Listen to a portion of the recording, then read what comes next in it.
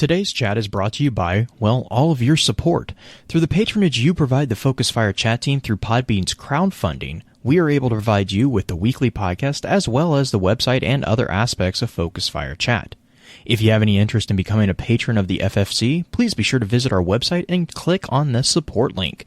Even a single dollar helps, and for those of you who are already patrons, thank you again for your generosity. You may have heard the whispers of guardians gathering in the shadows, exploring the mysteries of this world and the worlds which surround us. We are all in search of truth. Sometimes we need to focus that search, focus that fire. And so we come together. Join us. Join the discussion. Welcome to Focused Fire Chat.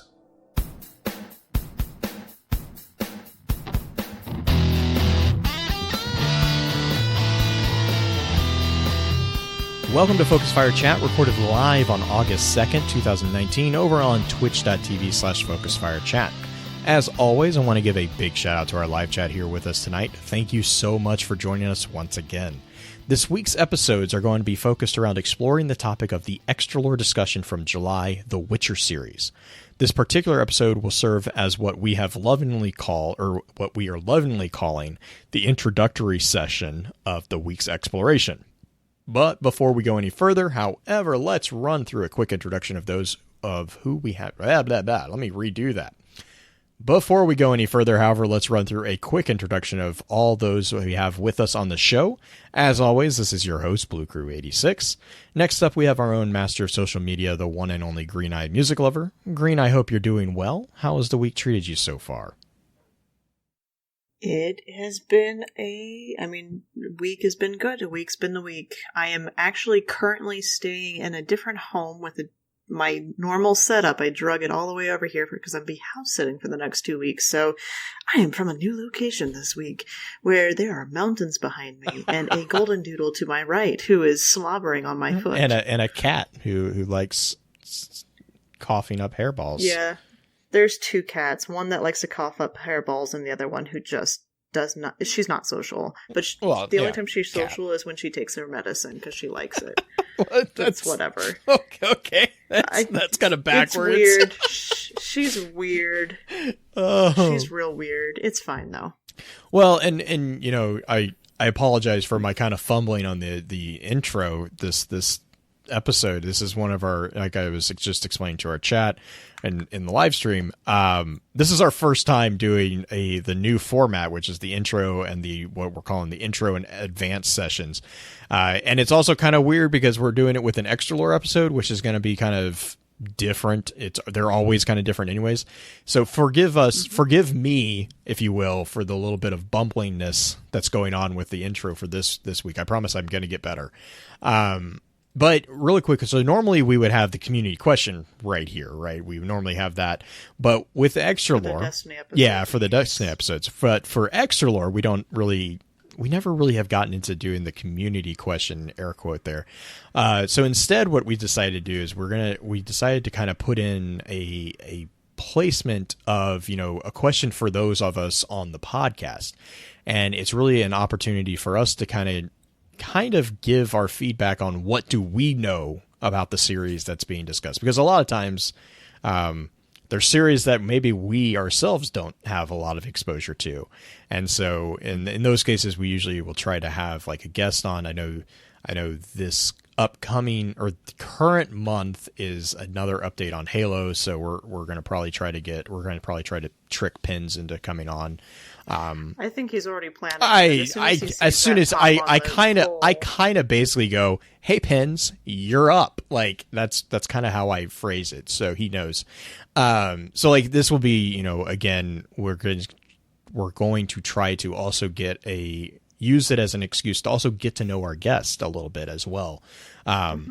So that being said, Green, what do you know about the Witcher series? Like, are you familiar at all? Have you played any of the games? Read any of the books? I have read maybe about an hour's worth of the book. The book, The Last Wish, I think is the name of the the one that is canonically, technically, they're saying the first one. Okay. But as far as playing the game, since the first two technically were PC, if I remember correctly, I have not touched those. I have played a hot minute of Witcher 3. I do enjoy the gameplay of that, but my introduction to the series was actually Yennefer. Okay. Of all the characters. Yeah, no, was not... That would make sense. Yeah, I mean, it's one of those things. She's one of those characters that her and Trish, you're going to know. You're just going to know, especially if you're following in certain circles on the internet. You're going to know those two characters.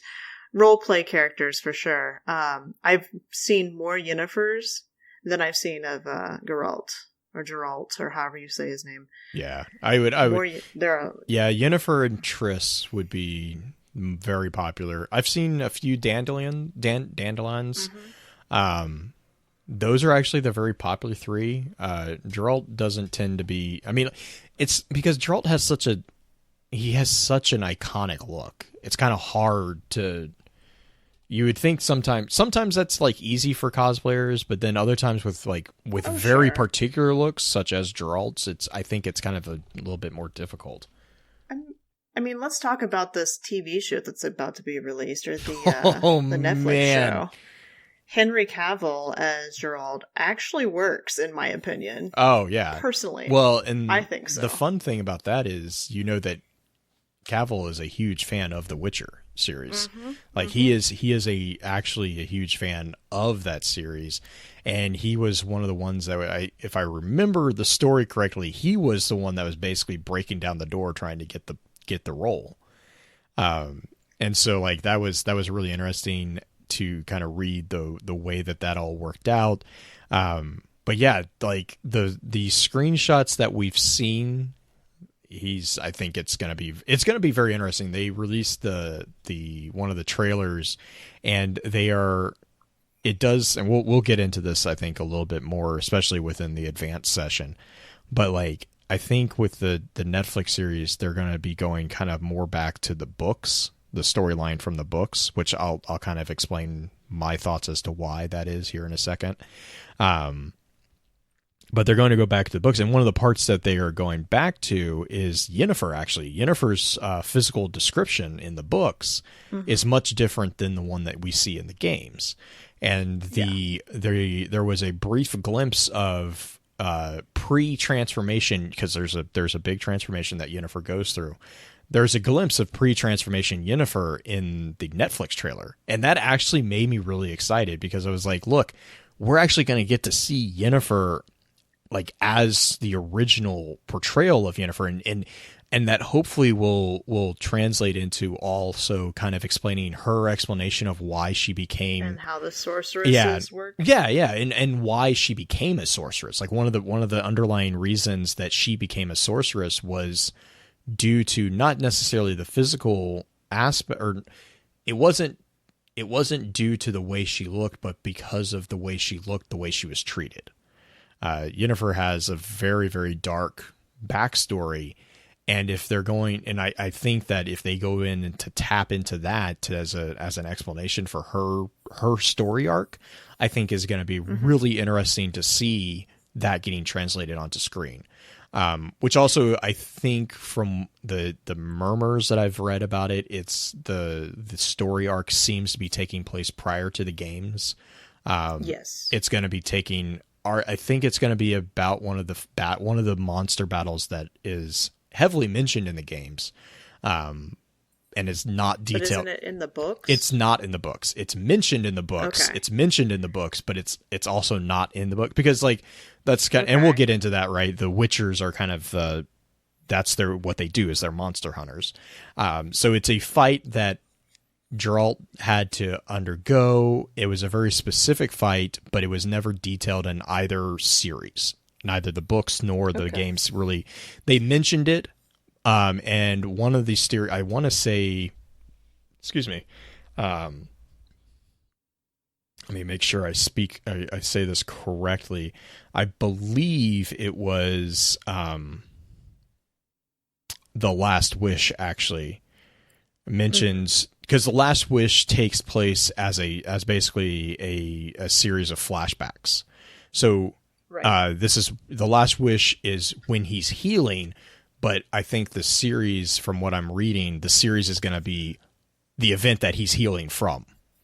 So it might actually be taking place prior to even the Last Wish within the canon of the chronology of the series, which will be really interesting. It's and that's a big battle against a creature called a Striga, which actually is something that pops up in both the novels and in the games.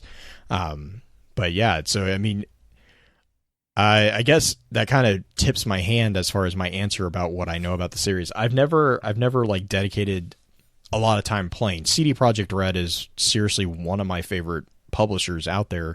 And it's kind of interesting because Bungie just did actually a similar move as to what they did with Witcher 3. Bungie just recently announced that, they're going to hold off on releasing Shadowkeep. They were originally going to do September 17th, and now they're pushing it back to October 1st. And, basically the game's not ready. We need more time.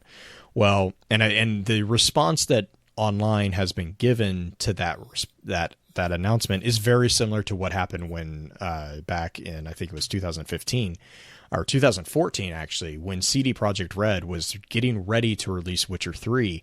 They came out and they said, okay, hey, look, it's I think it was like 6 months prior to the release. They said, look, it's not ready. We need another 6 to 8 months to finish this because, it's not ready, and we don't want to release it in its state that it is right now. We're not going to be able to get done with it. And they actually pushed the release date of Witcher 3 back nearly a year, if I remember correctly. And they in their announcement, they had said, hey, look, we understand if you're really mad, if you need refunds, whatever, just let us know. They actually had orders go up because of that. And it was a huge thing of like, look, if you're just honest and you tell us, hey, look, no, it's not what we want. We want to give you a better product. Most people are more than happy with it.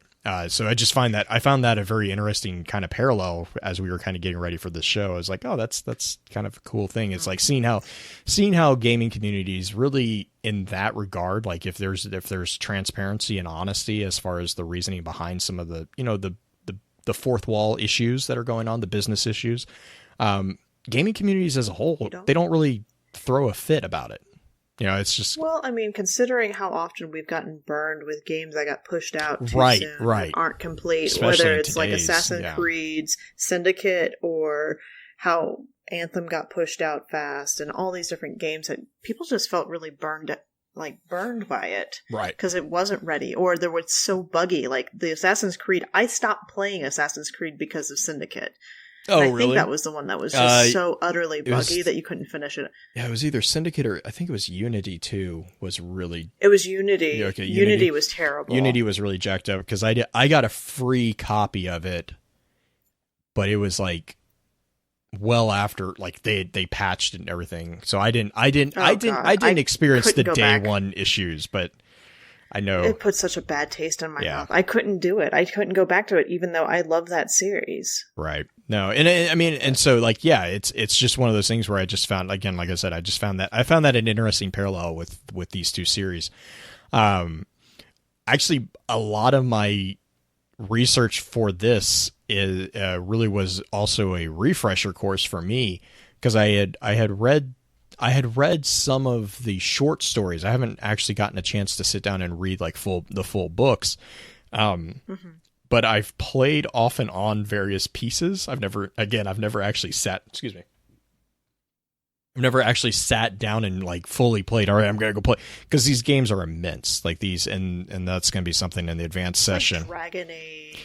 Well, the problem, I'm definitely going to kind of deviate into that with the advanced session, but like the problem really is like once you hit Witcher 2, the game becomes so open world that it's very hard to summarize a plot because it's so open world. It's so derived by what the player chooses that there are multitudes of endings. We also see that being kind of probably the reason that a lot of times when it's referring to the canonical nature of the Witcher universe as a whole, the games are actually not considered to be canon. They're made in a close alliance with Andrzej Sapkowski, who's the author who originally brought Witcher into existence. Like he is very close with the development. He's very, the CD Projekt Red's done a very good job of kind of keeping him in the loop, and he's done vice versa. But the games are actually considered still pretty much non-canon. So which will be kind of again an interesting part of the conversation. But real quick, enough with me kind of chattering about it. I know everyone is kind of looking forward to diving into the discussion. So let's get our standard housekeeping notes out of the way, and then we'll get right into it.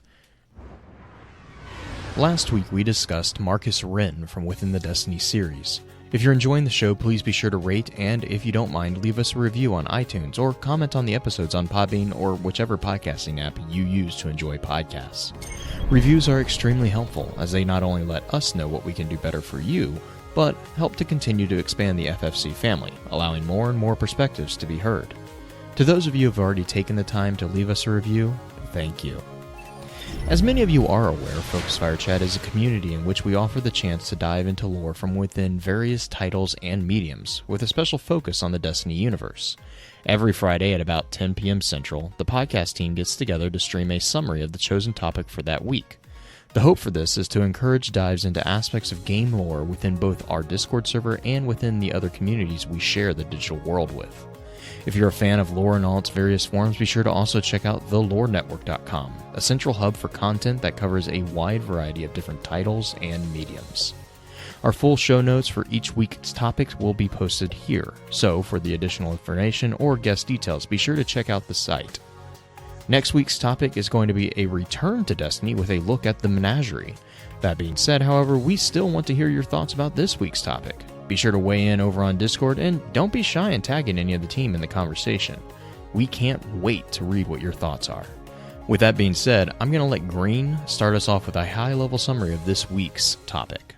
The Witcher video games are based on a renowned fantasy book series by the Polish author Andrzej Sapkowski. The book series is made up of 2 short story collections and 6 novels. The short story collections introduce many of the major characters and do a lot of world building, and the novels tell the story of Geralt and Ciri. These books take place over several years before the beginning of the first game and provide a lot of background information on the characters and the world. They do not spoil the story of the games in any way. During the centuries preceding these stories, most of the continent's southern regions have been taken over by the Nilfgaard Empire. The north belongs to the fragmented northern kingdoms. The Witcher saga takes place in the aftermath of the first major war between the Nilfgaard Empire and the northern kingdoms, with a second war beginning in the middle of the series. The books do an excellent job providing an explanation to the multiple references that the cast of the characters make throughout the game series, providing significant amounts of in-depth background information on the world and other characters. The stories are set on an unnamed continent, which was settled several thousand years earlier by elves from overseas. When they arrived, the elves encountered gnomes and dwarves. After a period of war between the elves and dwarves, the dwarves retreated into the mountains, and the elves settled in the plains and forests. Human colonists arrived about 500 years before the events in the stories, igniting a series of wars.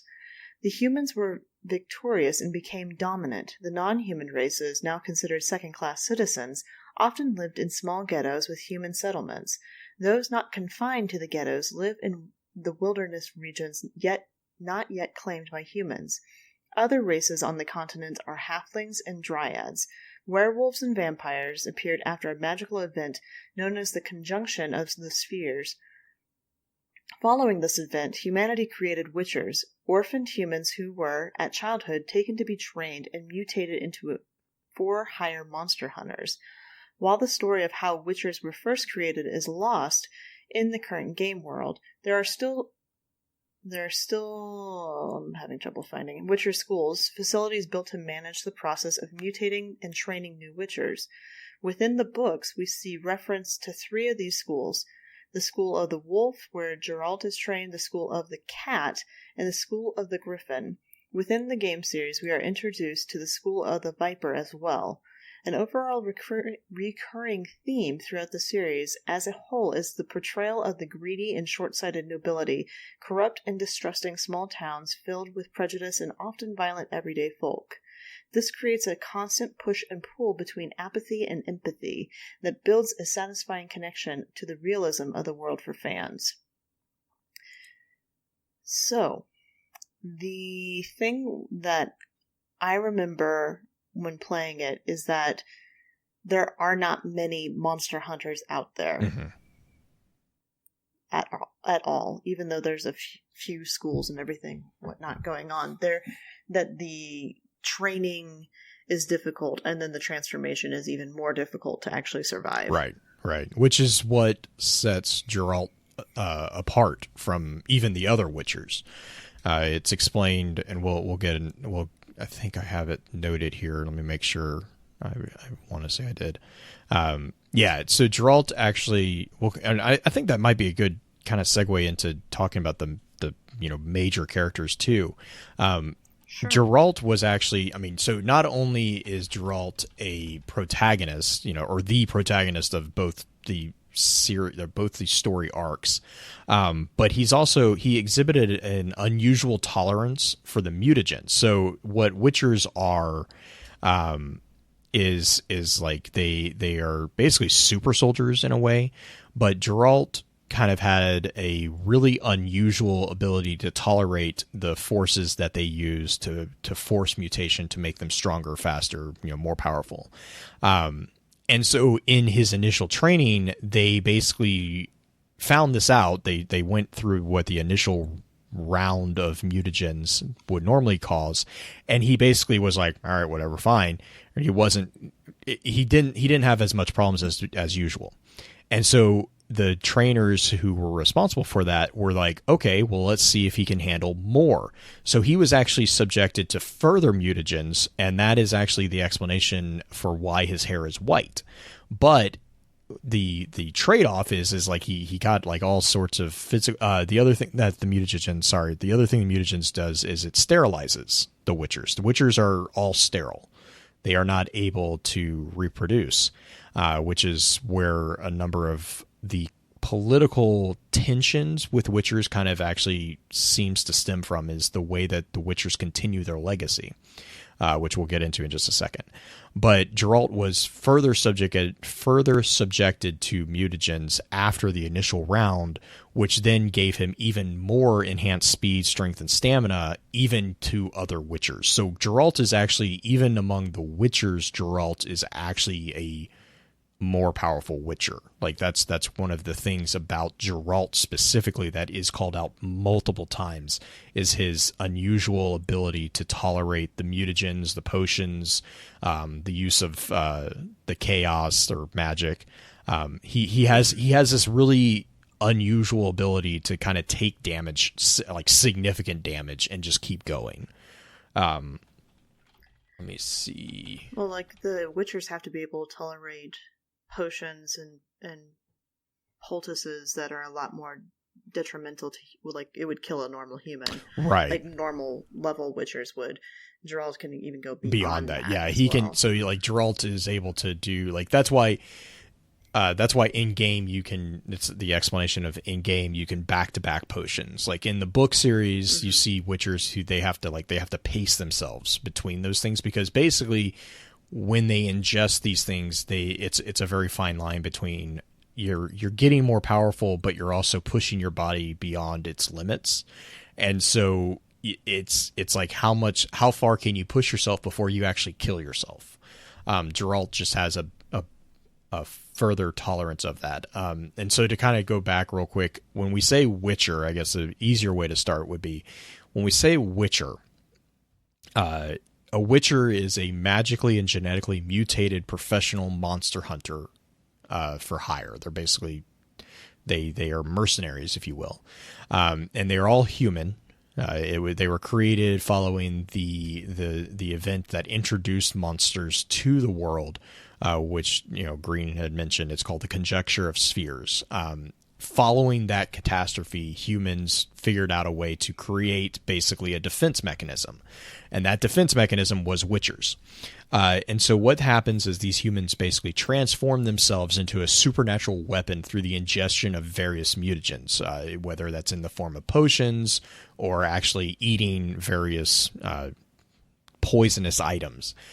They are generally, as a rule, independent forces. They as a general rule, refuse to get involved with political struggles between countries due to it generally being, quote, bad for business. Again, going kind of back. Ronins. Yeah, they're well, it's also it's basically they're businessmen, like they're mercenaries. That's what they do. Their tools of trade are a steel sword, a silver sword, a vast collection of potions, and a little bit of magic, which I'll get into in just a second. And these all go a long way actually towards explaining the distrust and shunning that is generally expressed towards those identified as witchers. You actually hear this in one of my favorite game trailers, and it's like you see this is for Witcher 3. It's called Lullaby of Woe, and I will link the actual whole song. Someone there is actually on the soundtrack. Someone did the whole song, and it's just amazing. I'm going to grab the chorus that I'm talking about real quick. So the verse is, wolves asleep amongst the trees, bats all swaying in the breeze, but one soul lies anxious, wide awake, fearing no manner of ghouls, hags, and wraiths. And then it goes on to kind of talk about this thing. And the chorus is, as the Witcher, brave and bold, paid in coin of gold, he'll chop and slice you, cut and dice you, eat you up whole.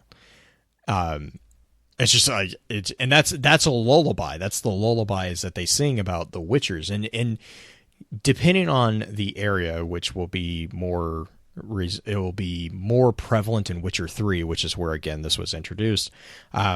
There are certain areas within the Northern Kingdoms that view the Witchers much harsher than others. The Northern Kingdom is just not kind to even like sorceresses or any magic. And some of them are. Like Toussaint is. Velen is not. Velen or No Man's Land. And there's political reasoning behind a lot of that, with like the Brotherhood of Sorcerers and right. God, I just blanked. The Chapters of Wizards, and then why am I blanking? The Lodge of Sorceresses. The Lodge, right. So like the whole politics right. between the Lodge and the Wizards and everything like that. And then the politics involved with all of those. Right. And the other thing is a lot of the major disasters are magical. And so there's with the common people, if they only know that, we're in this state of life because of, the sphere, I keep blanking on the conjunction of the spheres. Arguably the conjunction of the spheres was caused by magic. Well, the sorcerers are magic, this whole stereotyping of the masses based off faulty information. That's what you see a lot of. And that's also geared towards the Witchers as well. But an important thing, so I mentioned when we were talking about Geralt, I mentioned that they're sterile. So an important aspect of the world of Witcher, like the game, the universe of the Witchers, is this idea called the law of surprise. And this is a very important aspect because Witchers, again, are sterile as a result of the mutations. So they rely on abandoned children, orphans, or the law of surprise to actually grow their ranks. And what the law of surprise is that this is a law, a tradition, if you will, that states basically that if a person's life is saved, their savior might ask the debt to be repaid by the law of surprise. And that's defined as, quote, that which you already have but do not know, end quote. And this is often translated into basically a child that you're unaware of. A famous example of this is actually the explanation of the binding between Ciri and Geralt. Geralt saves Ciri's father and claims the Law of Surprise, to which he agrees, and that is what leads to Ciri being officially noted or officially recognized as bound to Geralt. There's a few other things that happen with Ciri that lead her to Geralt, and it's not so clean cut. But that's one of the more famous examples of the Law of Surprise kind of being this tool of destiny, if you will, within the Witcher world. So another mention that I kind of threw out there was the sorcerers, like, the Brotherhood of Sorcerers, the Chapter Wizards, and the Lodge. In the order of the story, Chapter Wizards is kind of the first that we kind of get an idea of organized group. Formerly, they're known as the Chapter of the Gift and the Art, and it's basically a group of mages within the Brotherhood of Sorcerers, so they're kind of concurrent. The Chapter Wizards is usually understood to be the inner circle of mages within the Brotherhood of Sorcerers, and it's consisted of 5 members. However, there was a coup that destroyed both the Brotherhood and the Chapter of Wizards, and then basically, because it destroyed them, that was the end of it, and that all happens within the books. When we talk about the Brotherhood of... Oh, yeah, go for it. I was like, we're probably going to talk about the oh gosh, why did I blank on the it? Lodge? The Lodge. Yeah, the Lodge, I was going to say Brotherhood, and then I was going to explain the Lodge, because the Lodge replaced the Brotherhood. Factions. Yeah. So the Brotherhood is the oldest organization of mages in the Northern Kingdoms prior to the events that happened in what's referred to as the Thayned coup in the year 1267. Basically, what happened is formed in the aftermath of a non-aggression pact that was established by the Novigradian Union. They came together, they united, and had control over most of the magic users, magic academies, and institutions. So they basically were a organized body of government for magic users.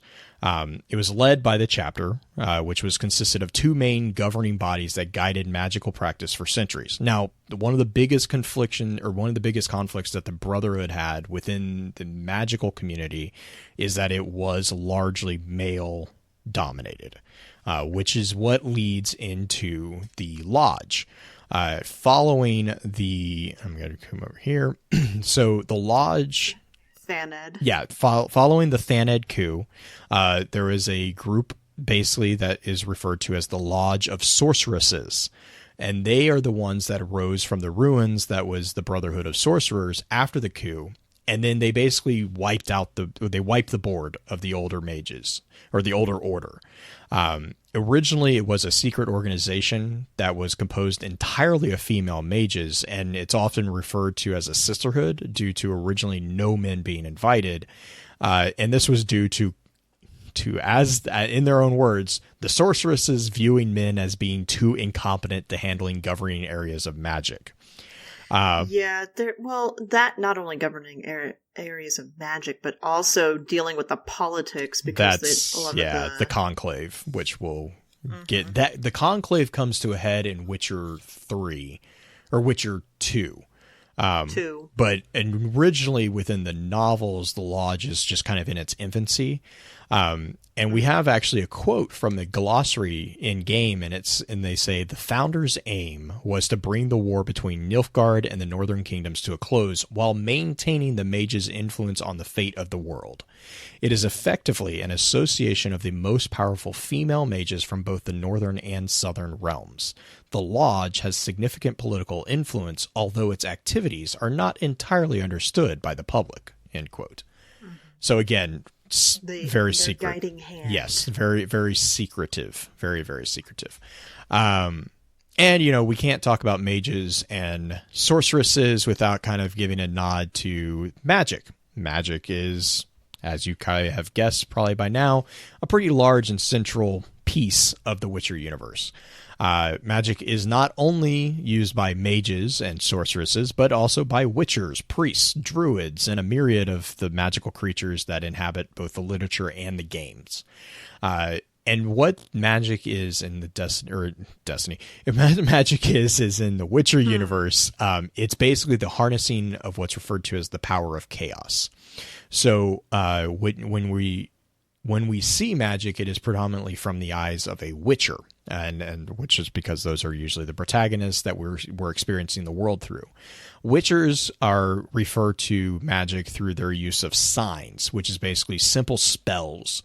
Sigils. Yeah, it's basically cantrips for anybody who plays D&D. It's like they're like somewhere between a cantrip level and a level 1, maybe level 2 spell. If you're at all familiar with D&D hierarchy of spells, able to cast them at will, but not able to put much power behind them. Yeah. And some signs, like a lot of times, well, I'll get that in here. So yeah, yes. So while a few simple spells like Witcher Sign can be used by almost anyone, only those born with the power, which are known as sources, are capable of truly wielding its incredible power. And so throughout the series, there are various branches of magic, with mages usually being portrayed as having a natural affinity for one area, and therefore kind of specializing and studying more extensively in that area. Though it also states that they can have skills in another. So, excuse me. We also see that there are, as with the most magical systems, some branches that are considered taboo and have been banned by certain mage organizations.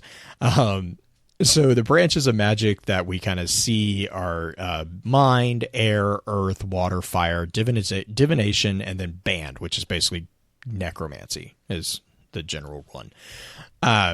Within those branches, it's all harnessing the power of chaos, and specifically using the power of chaos to utilize elements, which are air, earth, water, fire, and then mind. So you actually have the 5 elements, not just the 4 earthly elements. Now, real quick, I said source. This is another very important term. A source is a person born with a natural affinity for magical abilities. And basically, this is something that is very akin to a sorcerer from D&D. So it's not a wizard, it's like a sorcerer. They have that innate ability. And that ability is actually usually really rather difficult to control once it's bloomed. This can sometimes lead to mental illness like catatonia if not helped. We see in the initial game, one of the major sources actually does go insane and becomes an antagonist, which we'll talk about in the advanced session. Some sources also possess a thing called elder blood, and what this means is that elder blood is an indication. Yeah, it's another big thing. Elder blood is an indication that they are descendants of a figure who's known as Laura Doran. Ciri is currently one of the very few, if not the only one, I believe, possessors of elder blood, which is why Ciri is so central to this whole series. It's a really weird sentence to say. So we got that. Let me jump over to elder blood real quick, and then I want to talk about the signs just a little bit. So elder blood, I'm just going to actually read the explanation from Witcher 3. It's a really, really interesting one that actually does a really good job of explaining it. So the quote is, "A genetic program initiated by elven mages, also known as sages, for the purpose of creating an extraordinarily gifted child whose power would exceed their own. According to the prophecy of the elven diviner Illithine, the child of elder blood will one day save the elves from annihilation. However, the last carrier of Anhin Ikar, Laura Din ap Shidhal, bonded with a human instead of an elf, thus shattering all plans regarding her offspring. For obvious reasons, the bearers of the elder blood were always subjects of great interest to the world's mighty and to mages alike.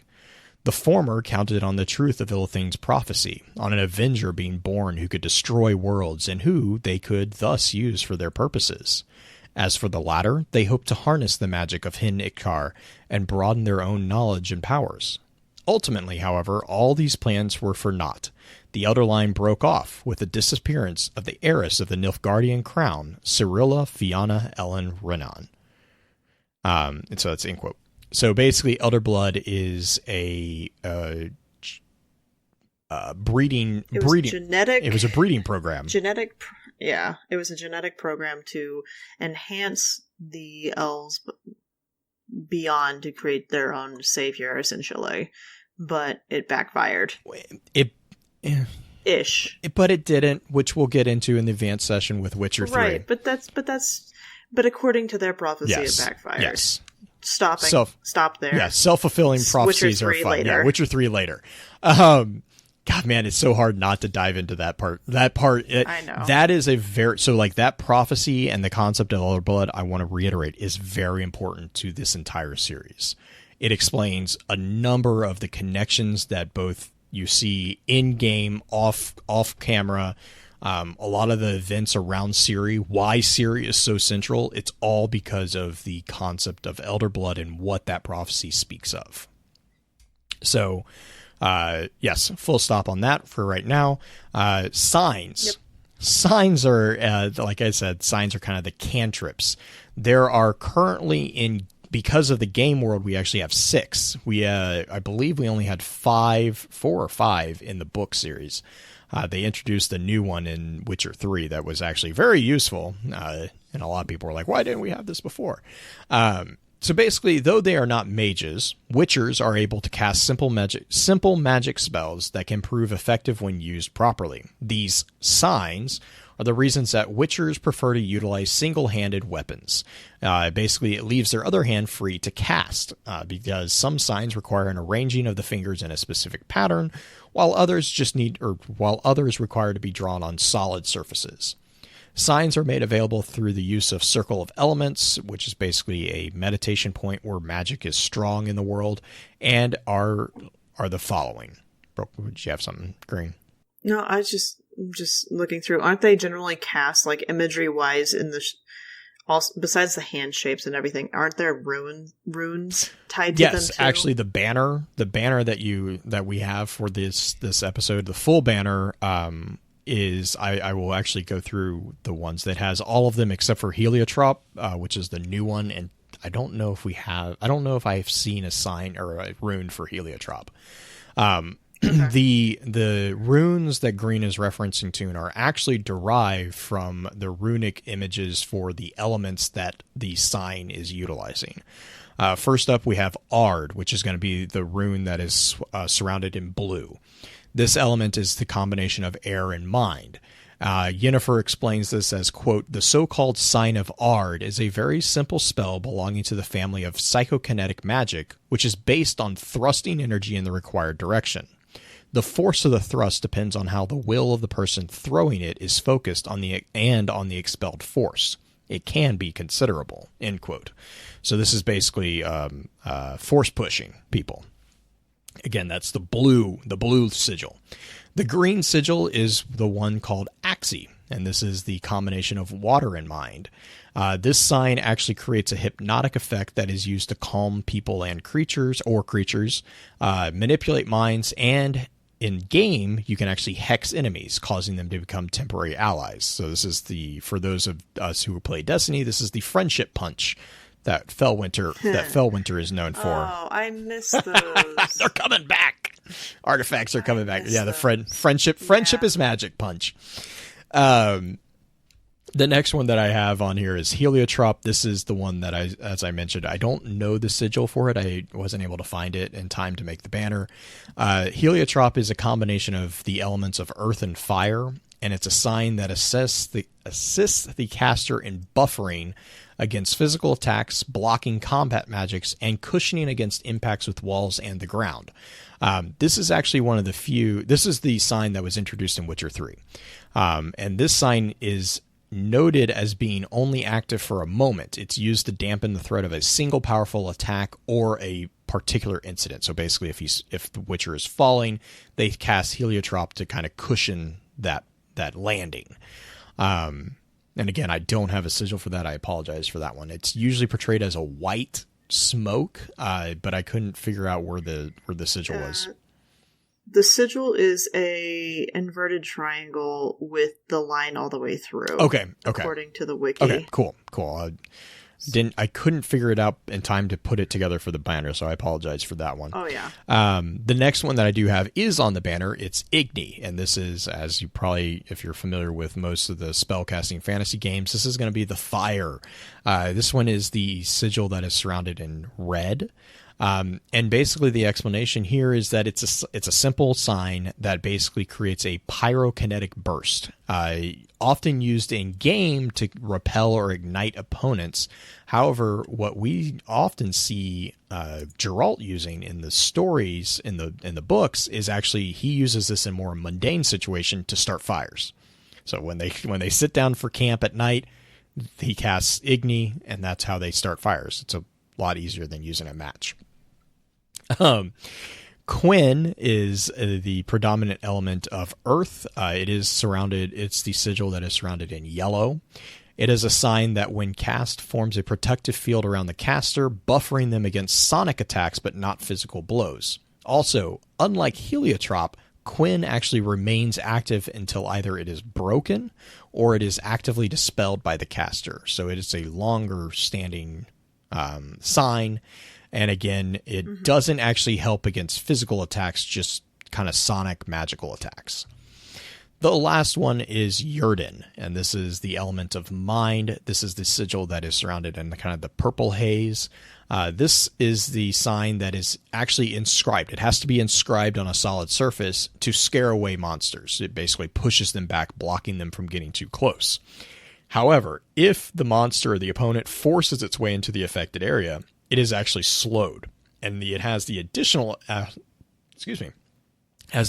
benefit of if the monster that is being faced as a non-corporeal force, like a ghost or a wraith or a member of the Wild Hunt, just maybe, it forces those non-corporeal forces to become corporeal, which allows them to bind them. So that's a very important thing that will come up later. Again, those are the 6 signs that we predominantly see within the game and the novels. I'm trying to think. I think that's got the lodge. Besides going through other major characters or going through the concept of the Wild Hunt, I think which technically doesn't actually pop up until the Witcher 3. No, it pops up in the books. Oh, I'm sure. I haven't gotten all the way through the books. The Wild Hunt actually pops up pretty early in the books, again because of what Ciri is. Real quick, let me just run through the Wild Hunt real quick, and then I'll let you take the remainder characters. Sound good?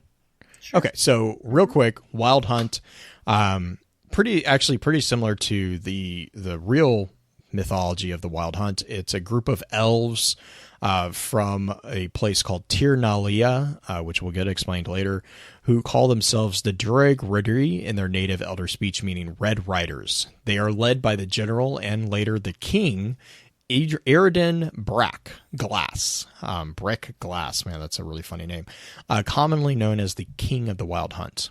However, while their true purpose is to find and capture slaves from other worlds, such as the Ain Hasidid, to serve the Alder folk or the elves, the Wild Hunt comes to eventually set their sights upon Ciri due to her being the heir of the Elder blood. So basically, interestingly enough, there's the actual mythology of the Wild Hunt that's available too. Yes, and it's actually pretty similar to both in the Witcher world and our own world. Like if you're familiar with the Wild Hunt from the Germanic mythos, it's really similar. It's a really cool tie-in that they were able to do with that. But that being said, let's Green, why don't you? I know you mentioned that you wanted to talk about Yennefer. Oh, Yennefer, the dark hair. Funny thing enough, sorceress is something we didn't necessarily mention. When men go through magical training, they tend to age.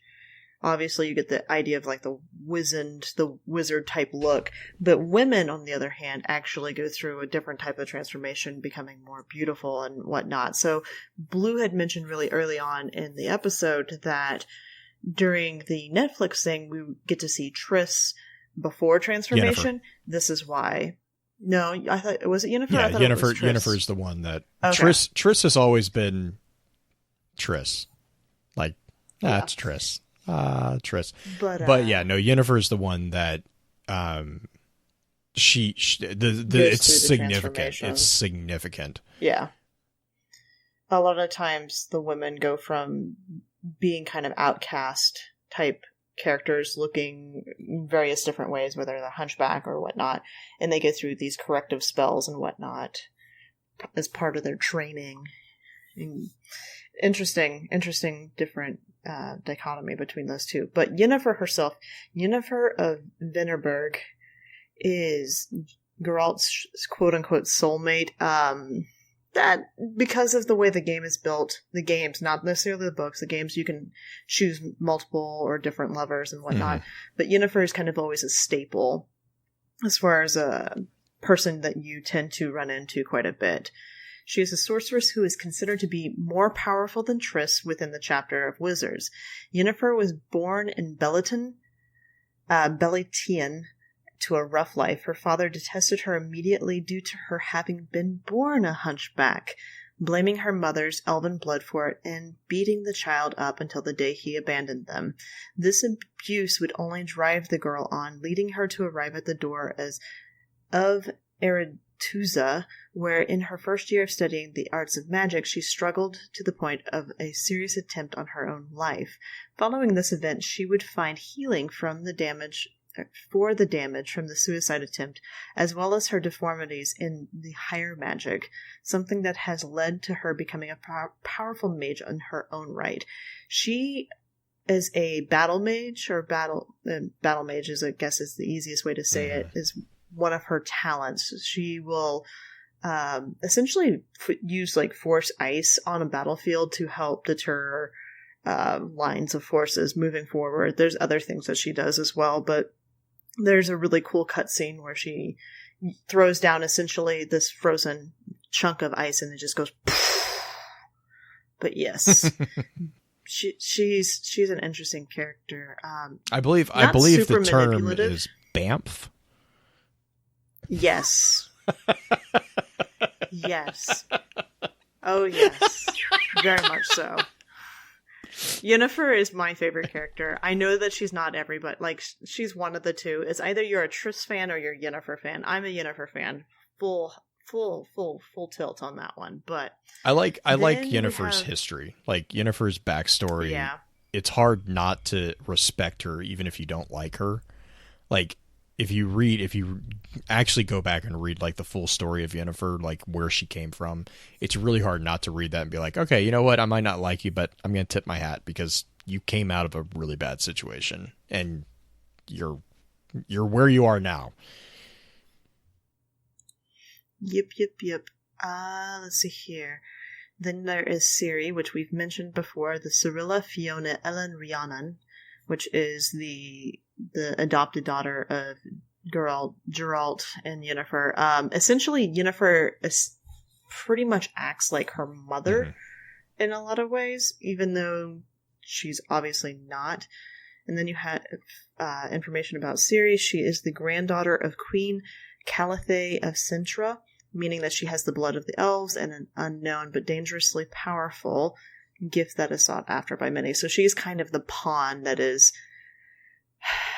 played around on this board of games, essentially going on in the whole books and series. I would honestly say that Ciri is actually the focal point of the story. Well, while we play through, we see the world through Geralt's eyes. Ciri is actually the main character. We're just experiencing her story through Geralt. Yes, she is the focal point of the story, even though that Geralt is the main action that you perceive, even though all the stories revolve around the child. Yes. Dandelion. Or if you just read it straight up and you're just reading Dandelion. Chat. Oh no, Dandelion. Oh man. He's like, okay, the best way I can describe him is oh no, I can't think of is it not Philippe? From Beauty and the Beast. Oh, Gaston's yes. sidekick. Yes. Yeah. Yeah. That's who he reminds the me of. Candelabra. No. Oh, you mean the clock? The clock? No.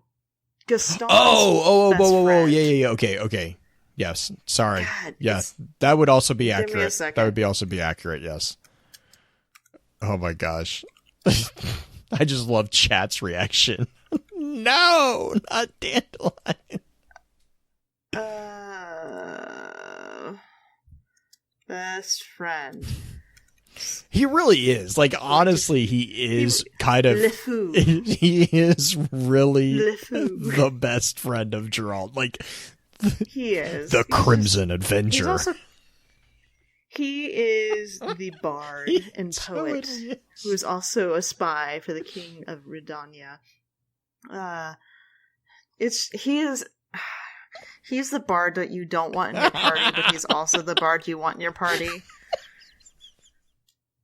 This is why I compared him to LeFou, because LeFou is the one who starts off the singing. It's the singing in the bar during Beauty and the Beast.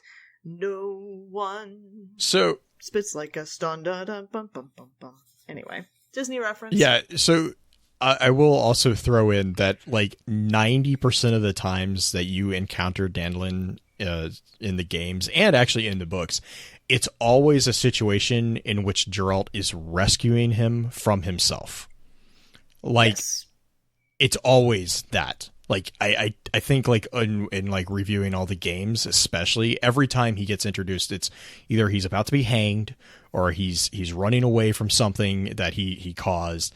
Like, the very first meeting that they had was after Dandelion had gotten a girl pregnant, and her brothers were looking for him and threatening to geld him. If he did, yeah. Well, no, they were just gonna, like, they were just really not happy with it, and so it was just like, I mean, like, and that kind of set the stage for their entire future relationship. Like, Geralt has always been, yeah, chat. Oh God, what did you do now, Dandelion? Like, it's just, oh my gosh, it's so funny. Yeah.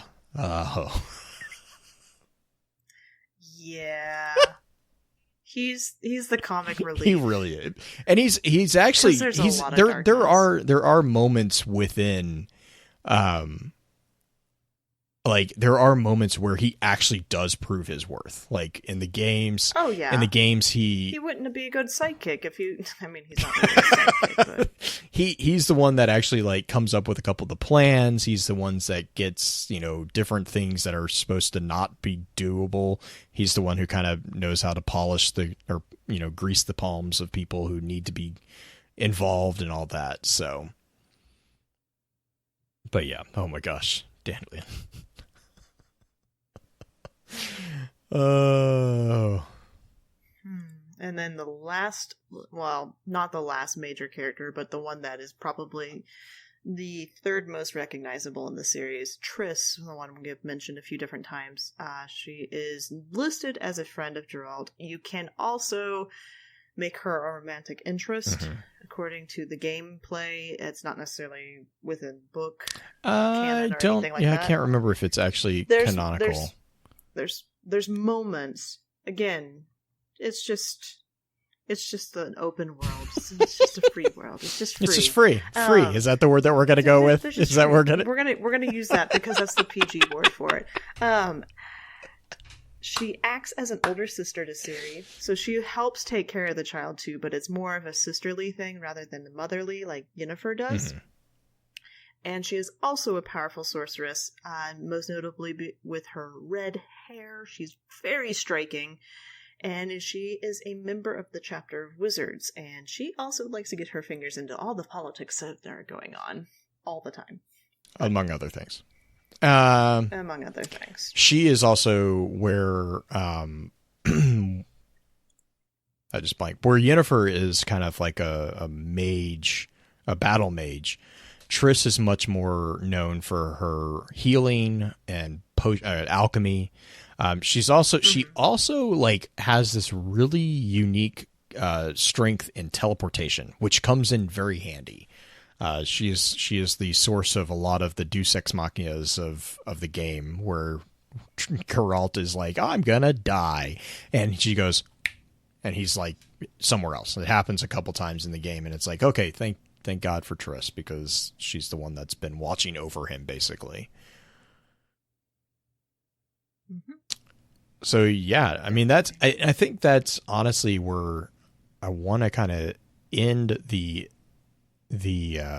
intro session. Yeah, I want to, because I'm gonna get, I think the next piece the next piece for the advanced session, we're gonna jump really far into the actual plot of the overarching series as a whole. So it was like a cocktail lesson. So if you are ever at a cocktail party and somebody asks you about The Witcher, you can talk about it at least with some significant relative confidence. Yeah. So I mean, perhaps real quick, final thoughts on that. Shout outs. Man, this is so weird. Like I said, it's kind of a weird introduction type thing for us as well. So final thoughts or shout outs? I guess final thoughts on this is the world is incredibly expansive, and this is something I'm sure we will echo at the end of the advanced episode, but if you are wanting to learn more in particular about the world itself, the games are okay place to do it, but you're really going to find most of your information about all the different factions and whatnot within the books. So I highly suggest you kind of venture into that. It is suggested to start with The Last Wish, even though the very first book was the sword book. I can't think of what it was called off the top of my head. Sword of Destiny. Sword of Destiny. Sword of Destiny was written first, but as far as the start of the quote-unquote canon story is The Last Wish, and really dive into the books if you're wanting to explore more into the world, because you're going to get more explanations about the sorceresses, the magic, how everything works, how the training for Witchers goes down, which is a really fascinating process. Beyond that, we're going to dive into our advanced episode here shortly. Yeah. With that, we'll begin to wrap the chat up. Thank you again to those over on Twitch for coming to spend your evening with us. If you'd like to join us for the live streaming of the episodes, please be sure to give us a follow over on twitch.tv/focusedfirechat. Links to all our episode archives can also be found at www.focusedfirechat.com. Please be sure to email us at focusedfirechat@gmail.com with any comments or questions for our team concerning the podcast, and let us know how we're doing by giving us some feedback and a rating over on iTunes as well. Also, be sure to check out all the amazing work being featured over on thelorenetwork.com. So until next time, focus your fire, and may your light shine bright.